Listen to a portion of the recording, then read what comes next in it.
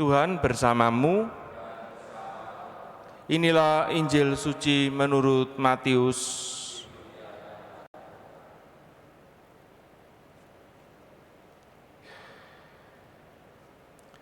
Dalam khotbah di bukit, Yesus berkata, "Janganlah menghakimi, supaya kalian tidak dihakimi.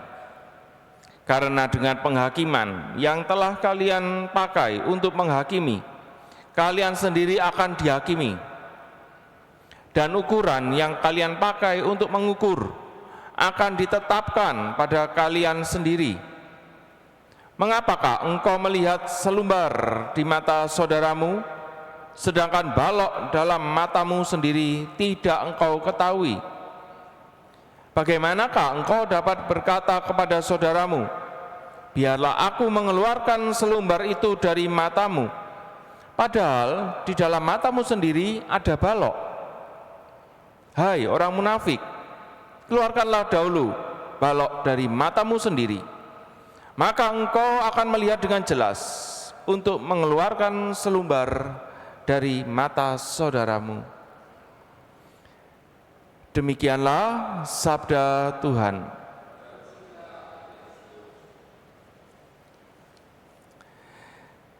Janganlah menghakimi, supaya kalian tidak dihakimi. Saudara-saudari yang terkasih,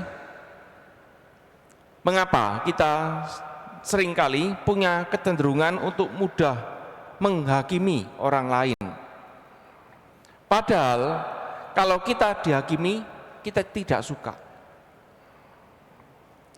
Kalau saya merenungkan, mengapa ya kadang-kadang ada orang yang suka menghakimi orang lain? Kemungkinannya adalah, pertama adalah karena merasa diri kita paling benar. Sehingga kalau melihat orang lain, loh, gak cocok dengan kita, apa yang kita mau, apa yang kita inginkan, wah ini salah ini. Karena kita merasa kitalah yang paling benar.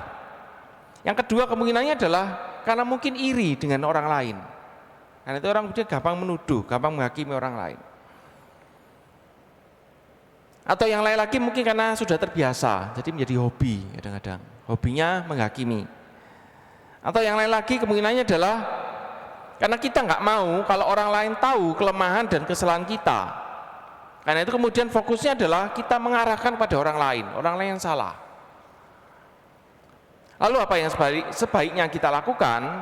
Pertama adalah kita harus fokus dengan diri kita sendiri, dengan iman kita sendiri. Buah apa yang sudah kita hasilkan dalam hidup kita. Kalau mungkin tahu ada kesalahan yang dilakukan orang lain, pada kesalahannya juga belum tentu apakah memang benar salah atau menurut pandangan kita saja yang salah, ya kita doakan sajalah. Doakan dulu, nanti andai kata dia betul-betul salah, kan Tuhan punya banyak cara lah untuk menegur orang yang salah tadi. Yang lain lagi, kalau kita mungkin disakiti atau dirugikan, bagaimana? Bela diri secara wajar. Tapi kita juga tetap harus mengampuni orang yang menyakiti kita. Dan yang terakhir, tetap melayani Tuhan dengan tulus dan sukacita.